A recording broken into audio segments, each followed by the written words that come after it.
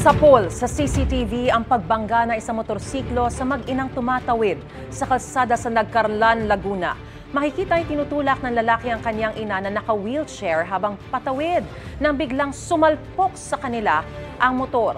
Tumilapon ang lalaking anak habang dumausdos naman ang rider pati ang naka-wheelchair. Isinugod ang mag-ina sa ospital na nagtamo ng mga bali at sugat sa katawan. Nagkausap na ang dalawang panig at sasagutin daw ng rider ang pagpapagamot sa mag-ina. Aniya, hindi niya agad napansin na patawid ang mga biktima na wala sa pedestrian lane.